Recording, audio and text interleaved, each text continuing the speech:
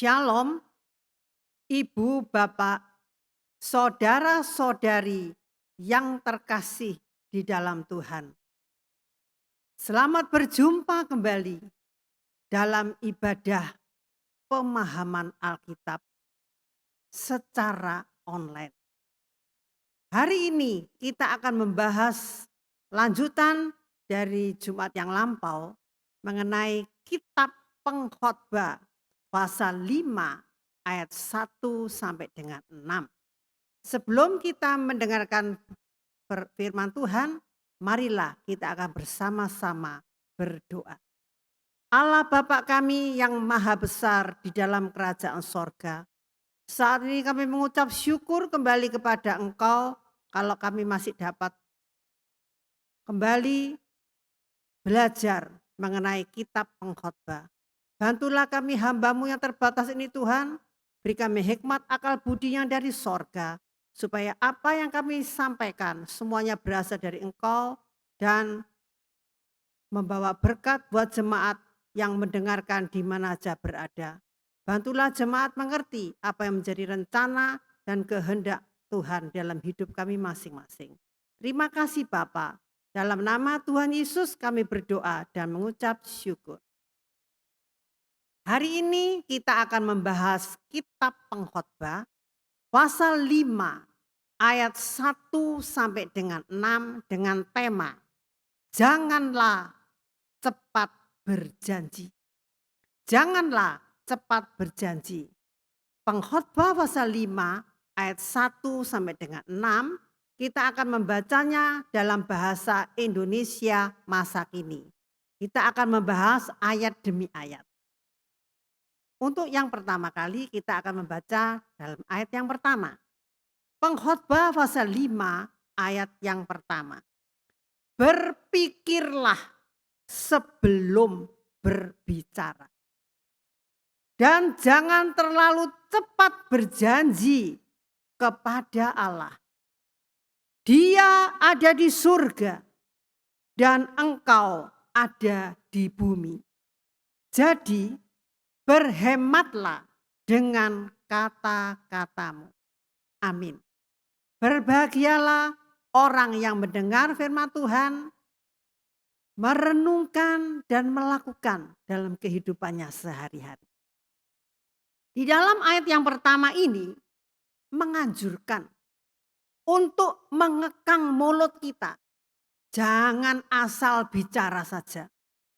Berbicara itu memang mudah, tetapi justru karena kita sering berbicara dan pembicaraan kita ini kadang-kadang malah menyakiti orang lain. Jadi sebelum berbicara, pikir dulu apa yang akan kita ucapkan. Contoh, di dalam Injil Matius pasal 14 ayat 6 sampai dengan 10. Di sana dikatakan, Raja Herodes tergesa-gesa berjanji sehingga menyebabkan kepala Yohanes Pembaptis dipenggal. Pada hari ulang tahun Herodes, menarilah anak perempuan Herodias di tengah-tengah mereka dan menyukakan hati Herodes. Sehingga Herodes bersumpah akan memberikan kepadanya apa yang diminta. Maka setelah dihasut oleh ibunya, anak perempuan itu berkata, berikanlah aku di sini kepala Yohanes Pembaptis di sebuah talam. Lalu sedihlah hati raja.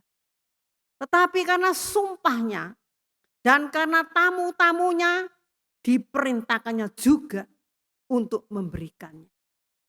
Disuruhnya memenggal kepala Yohanes yang saat itu berada di dalam penjara.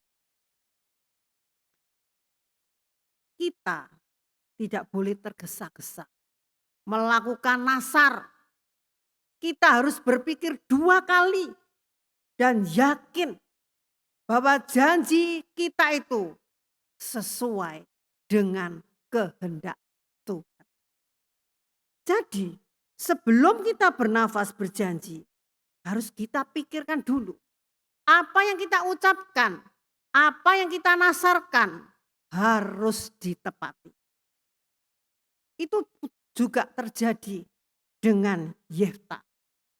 Kalau ibu baca di rumah nanti ya, dalam kitab Hakim-Hakim pasal 11. Karena dia cepat berjanji yang akhirnya harus mengorbankan anak perempuannya karena nasarnya kepada Tuhan. Antara nasar dan harus mengorbankan anak tunggalnya. Ada 2 pilihan. Tapi karena dia bernasar, maka nasarnya itu harus digenapi. Di dalam Pengkhotbah pasal 5 ayat 2 selanjutnya. Makin bercemas, makin besar kemungkinan mendapat mimpi buruk. Makin banyak bicara, makin besar kemungkinan mengeluarkan kata-kata bodoh. Bahkan di dalam Pengkhotbah pasal 5 ayat 6 dikatakan, sebagaimana banyak mimpi itu tidak ada artinya. Begitu juga banyak bicara tidak ada gunanya. Tetapi takutlah kepada Tuhan. Bandingkan dengan Pengkhotbah pasal 3 ayat 14 dalam Bimka. Aku tahu bahwa segala karya Allah akan tetap ada selama-lamanya.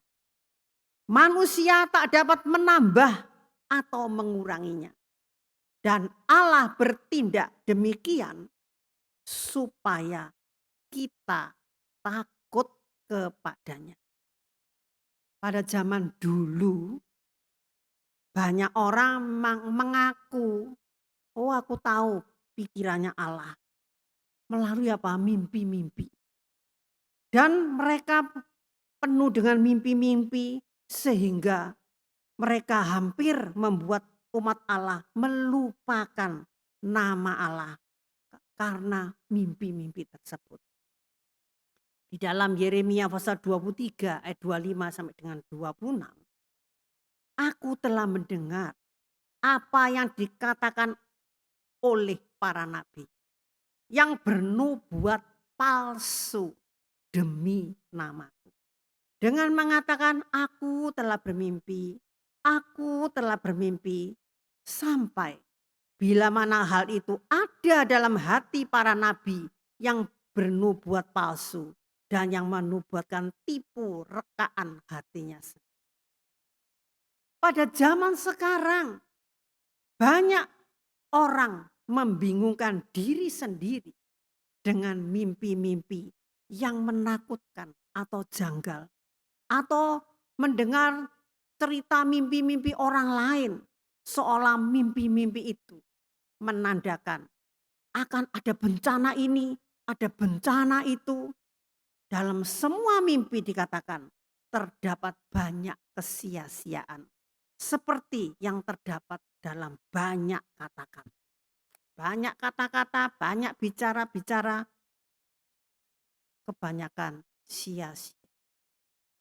Bagaimana Allah menjaga kemisteriusannya supaya manusia takut akan Dia di dalam berkomunikasi. Di dalam Pengkhotbah pasal 5 ayat 3 dikatakan, jadi kalau engkau tuh berjanji kepada Allah, tepatilah secepat mungkin. Dia itu tidak suka kepada orang yang berlaku bodoh. Sebab itu tepatilah janji. Bahkan Pengkhotbah pasal 5 ayat 4, lebih baik tidak membuat janji daripada berjanji tetapi tidak menepatinya. Ayat 3 katakan jangan mudah berjanji. Di dalam kitab Ulangan pasal 23 ayat 21 sampai dengan 23 dalam Bimka, kalau kamu menjanjikan sesuatu kepada Tuhan Allahmu, janganlah menunda-nunda untuk menepati janji itu. Karena Tuhan Allahmu tetap menuntutnya dan kamu berdosa jika tidak memenuhinya. Kamu tidak berdosa kalau tidak membuat janji kepada Tuhan. Tetapi kalau kamu dengan sukarela membuat janji kepada Tuhan Allahmu, kamu wajib menepatinya. Allah tidak pernah menuntut kita untuk berjanji. Kitalah yang dengan sukarela berjanji kepada Tuhan. Kita bebas berjanji atau tidak bebas, namun sekali berjanji harus menepati. Itu pun termasuk janji kepada diri sendiri dan sesama. Sebab janji-janji itu pun bersifat janji kepada Tuhan. Kita mengajak Tuhan menjadi saksi atas janji kita kepada diri sendiri ataupun kepada sesama. Sebagai orang Kristen, kita pun pernah berjanji pada Tuhan. Kapan? Waktu dibaptis, waktu menikah. Ya toh? Namun kita ini sering melanggar. Jangankan melaksanakan, mengingat saja loh kita tidak bisa lagi. Apa sih dulu yang saya janjikan kepada Tuhan itu? Nah, untuk menghindari hal itu, agar kita tidak terlalu cepat mengucapkan janji. Apabila kita berjanji, firman Tuhan mengatakan segera ditepati. Ketika kita menghadapi bahaya dalam perjalanan naik pesawat terbang, mungkin oleng kena ya gangguan di udara atau naik kapal pesiar di tengah gelombang yang besar di tengah lautan. Sudah rasanya tidak ada harapan. Kita janji, Tuhan tolong selamatkan saya. Kalau saya selamat nanti saya sampai di rumah, saya mau rajin melayani Tuhan. Saya mau hidup suci di hadapan Tuhan. Saya mau takut dan melakukan firman Tuhan ketika dalam bahaya. Ketika kemelut datang menerpa rumah tangga kita. Ketika masalah menerpa bisnis kita. Ketika kesulitan menerpa pelayanan kita. Menghadapi musuh-musuh.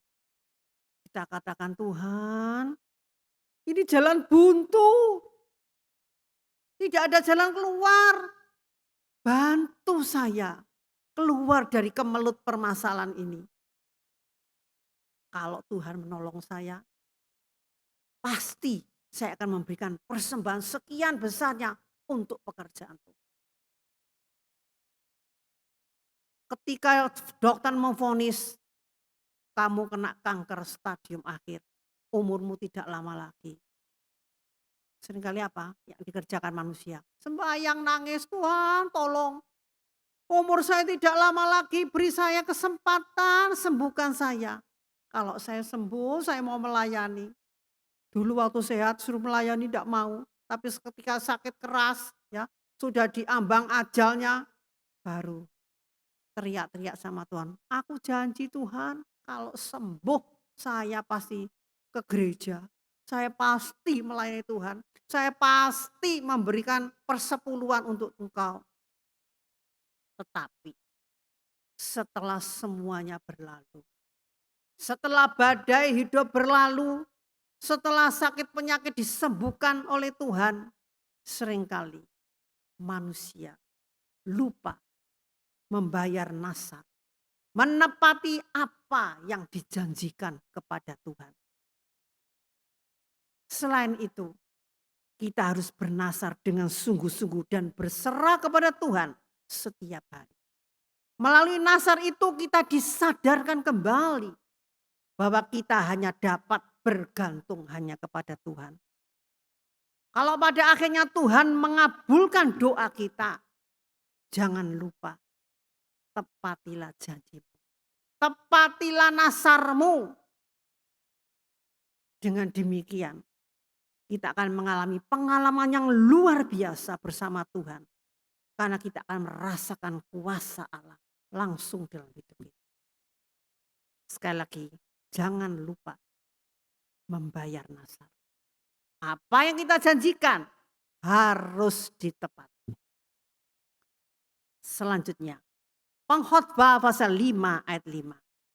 Janganlah kata-katamu membuat engkau berdosa, sehingga engkau terpaksa mengatakan kepada imam yang melayani Tuhan bahwa engkau keliru mengucapkan janji. Untuk apa membuat Allah marah kepadamu sehingga dihancurkannya hasil pekerjaan. Orang yang gegabah mengucapkan nasar dianggap melakukan pelanggaran yang serius dan mendatangkan reaksi Allah akan menjadi marah. Ayat 5b dikatakan, untuk apa membuat Allah marah kepadamu sehingga dihancurkannya hasil pekerjaan. Kalau engkau berjanji, tepatilah kepada Tuhan Allahmu. Hendaklah semua bangsa yang tinggal dekat membawa persembahan bagi Allah yang ditakuti. Mazmur pasal 76 ayat 12 dalam Bingkai. Semakin lama kita menunda, semakin sulit mendorong kita sendiri untuk melakukan. Kematian mungkin tidak hanya mencegahmu untuk menepati nasar, tetapi juga akan membawamu ke muka pengadilan Allah. Dalam ayat 5a dikatakan, janganlah kata-katamu membuat engkau berdosa, sehingga engkau terpaksa mengatakan kepada imam yang melayani Tuhan bahwa engkau keliru mengucapkan janji. Imam adalah wakil Allah. Kalau zaman sekarang ini pendeta, hamba Tuhan. Umat harus menghadap imam mengatakan alasan khilaf, memalukan diri sendiri. Kalau janji tidak ditepati, punya alasan. Wah, aku khilaf, aku lupa. Di dalam Keluaran pasal 23 ayat 20 sampai dengan 21 katakan. Ia itu Allah adalah satu pribadi yang tegas dan pencemburu. Dikatakan, sesungguhnya aku mengutus seorang malaikat berjalan di depanmu untuk melindungi engkau di jalan dan untuk membawa engkau ke tempat yang telah kusediakan. Jagalah dirimu di hadapannya dan dengarkanlah perkataannya. Janganlah engkau mendurhaka kepadanya, sebab pelanggaranmu tidak akan diampuninya, sebab namaku ada di dalam dia. Bahkan Imamat pasal 5 ayat 6 Bimka, dan untuk tebusan dosanya, ia harus membawa seekor domba atau kambing betina untuk Tuhan. Imam harus mempersembahkan kurban itu supaya dosa orang itu diampuni. Kalau orang khilaf tidak menepati janji, harus mempersembahkan apa? Seekor domba atau kambing betina untuk dipersembahkan kepada Tuhan. Sebab kalau yang khilaf dianggap berdosa di hadapan Tuhan. Bahkan Maliaki pasal 2 ayat 7 dalam Bimka dikatakan, memang kewajiban para imam untuk mengajarkan yang benar tentang kaku. Tuhan yang maha tinggi, kepada mereka lah rakyat harus bertanya, apa kehendakku? Karena mereka itu utusan-utusanku. Imamat 27 ayat 9 sampai 10 Bimka. Apabila kaul itu mengenai binatang halal yang dapat diterima sebagai persembahan kepada Tuhan, orang yang berkaul itu tidak boleh menukarnya dengan binatang lain. Sebab segala yang dipersembahkan kepada Tuhan menjadi milik Tuhan. Kalau ia menukarkannya juga kedua ekor binatang itu menjadi milik Tuhan. Jadi kalau janji, oh saya memberikan kambing, nanti pada waktu menepati, waduh kok eman ya, sayang, tak tukar aja yang dengan burung. Tak boleh, harus tepat sesuai dengan apa yang dinasarkan. Mengapa sih kalau kita berjanji, bernasar, itu harus ditepati. Mungkin tidak ada orang yang tahu. Mungkin kita bernasar dalam hati. Tapi Tuhan tuh tahu. Harus ditepati. Kalau tidak ditepati, berarti kita ini menghina Allah. Kita mempermainkan Allah seperti orang bodoh. Seolah-olah kita ini bermaksud untuk berbuat curang terhadapnya. Dan Allah tidak senang kepada orang bodoh. Jangan sesat, kata Allah. Allah itu tidak membiarkan dirinya dipermainkan. Karena apa yang ditabur orang, itu juga yang akan dituainya. Galatia pasal 6 ayat 7. Karena kalau tidak, kita tuh menjati diri kita sendiri. Kita akan kehilangan manfaat bernasar. Bahkan kita mendatangkan hukuman karena sudah melanggar. Bernasar tetapi tidak menepati mengakibatkan perbuatan salah, yaitu berkhianat dan sumpah. Itu sama saja dengan mendustai. Contoh dalam perjanjian baru, siapakah? Yaitu Ananias dan Safira yang sering kita dengar. Ibu bapak bisa membacanya di rumah ya. Dalam Kisah Para Rasul pasal 5 ayat 1 sampai dengan 11 dalam Bimka. Diceritakan waktu itu ada seorang laki-laki namanya Ananias dan istrinya Safira. Dia menjual sebidang tanah dan uang penjualan itu sebagiannya ditahan untuk dirinya sendiri dan diserahkan kepada rasul-rasul. Ia melakukan itu setahu dengan istrinya. Tapi Petrus berkata kepadanya, Ananias, mengapa kau biarkan iblis menguasai hatimu sampai kau berdusta kepada roh Allah? Dengan diam-diam engkau menahan untuk dirimu sendiri dari sebagian penjualan tanah. Kalau engkau tidak bernasar, bukankah itu kan menjadi milikmu? Bukan manusia yang engkau dustai, tetapi Allah. Akhirnya Ananias binasa. Tak lama kemudian istrinya menyusul. Hukuman menimpa Ananias dan Safira karena berdusta. Selanjutnya, Pengkhotbah pasal 5. Janganlah kata-katamu membuat engkau berdosa, sehingga engkau terpaksa mengatakan kepada imam yang melayani Tuhan bahwa engkau keliru mengucapkan janji. Untuk apa membuat Allah marah kepadamu sehingga dihancurkannya pekerjaan? Ya, saya ulang lagi. Buat apa membuat Tuhan marah?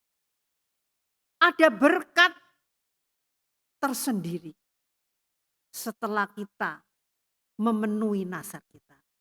Ada berkat setelah kita menepati janji kita. Contohnya adalah dalam kitab 1 Samuel pasal 1 ayat 9 sampai dengan 11. Ketika Hana berdoa, mohon dikaruniai anak.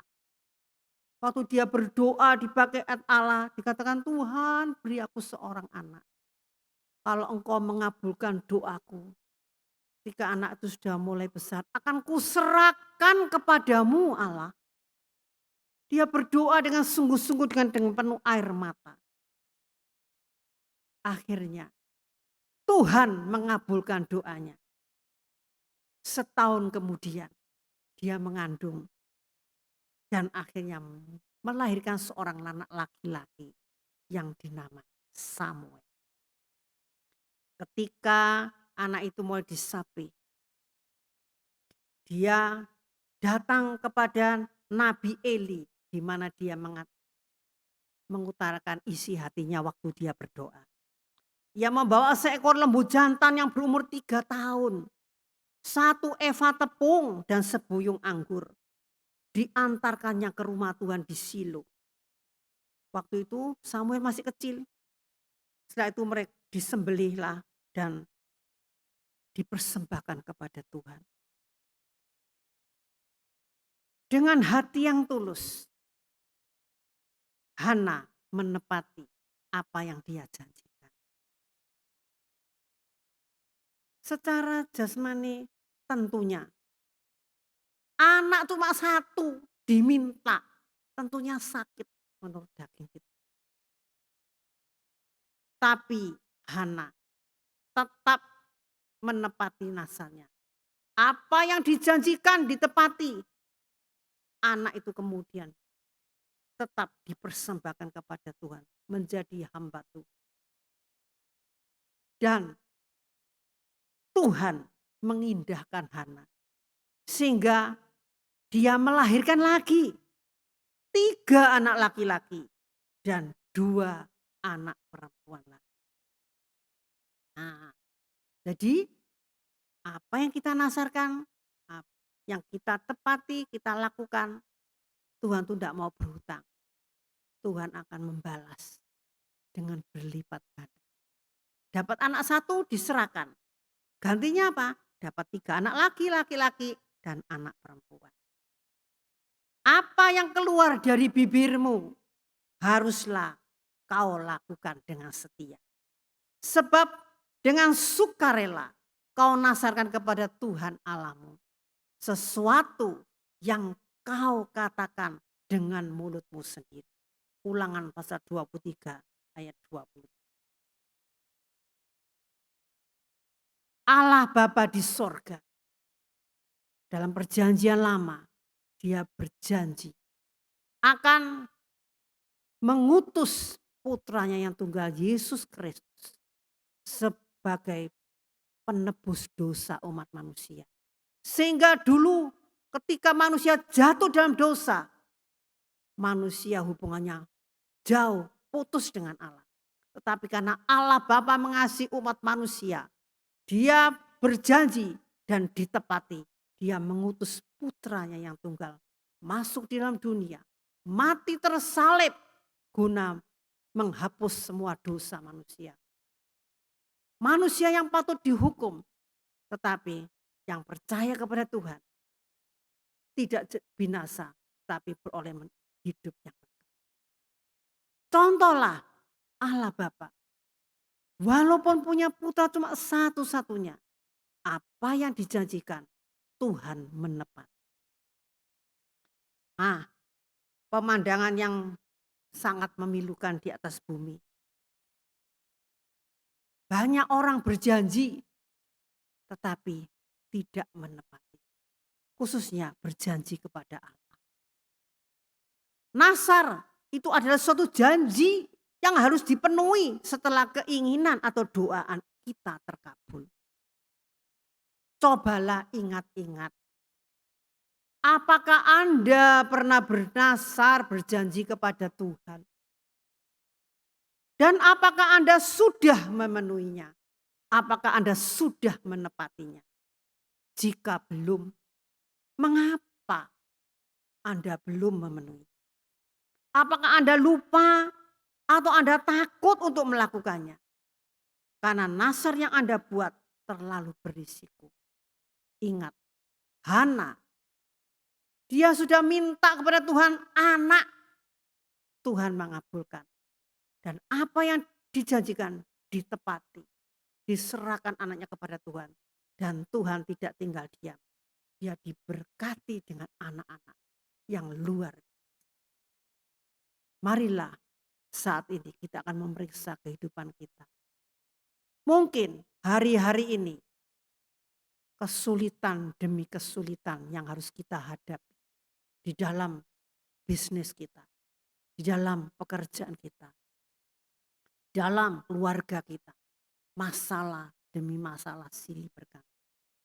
Mungkin hari-hari ini tidak ada berkat turun dalam keluarga kita. Sulit rasanya. Mungkin hari-hari ini sakit penyakit demi sakit penyakit yang harus kita jalani. Yang harus kita hadapi pribadi maupun keluarga kita. Marilah kita akan memeriksa. Apa yang menjadi penyebabnya? Mungkin kita pernah berjanji kepada Tuhan. Tuhan, aku mau kembali beribadah kepada Tuhan kalau aku sembuh. Setelah sembuh, lupa janjinya. Kalau usahaku ini lancar, pabrikku maju, daganganku laku, nanti aku memberikan persepuluhan engkau. Setelahnya semuanya berlalu, semuanya beres-beres saja, kita lupa akan nasar kita. Marilah kita datang kepada Tuhan. Apa yang pernah kita nasarkan, pernah kita janjikan kepada Tuhan. Kalau belum kita penuhi, mari tepati janjinya. Jangan membuat Tuhan marah. Kalau kita menepatinya, maka Tuhan akan menolong dan memulihkan hidup kita. Amin. Mari kita akan berdoa. Allah Bapa kami yang maha besar di dalam kerajaan sorga. Kami mengucap syukur kembali kepada Tuhan. Kalau kami boleh mendengarkan nasihat firman Tuhan. Firman Tuhan mengingatkan kepada kami. Kalau kami bernasar, kalau kami pernah berjanji kepada Tuhan, harus ditepati. Kalau tidak berarti kami mendustai Engkau, mendatangkan murka Allah. Mungkin hari-hari ini Tuhan, sakit penyakit menimpa hidup kami maupun keluarga kami. Bencana demi bencana menerpa dalam hidup kami. Kesulitan demi kesulitan yang harus kami hadapi dalam bisnis kami. Kenakalan-kenakalan anak-anak yang tidak dapat kami atasi. Tuhan, kami merasa ada sesuatu yang pernah kami lakukan. Kalau kami lupa menepati janji kami, bantulah kami Bapa. Mengingat apa yang pernah kami nasarkan. Kami akan berjanji menepati apa yang kami janjikan kepada Tuhan. Supaya hidup kami dipulihkan. Berkatilah seluruh jemaat-Mu yang mendengarkannya. Di mana saja mereka berada. Supaya firman Tuhan yang sudah kami dengar tidak kami lupakan. Tapi kami laksanakan dalam hidup kami. Berkatilah seluruh jemaat-Mu yang mendengar. Dalam nama Tuhan Yesus kami berdoa dan mengucap syukur. Amin.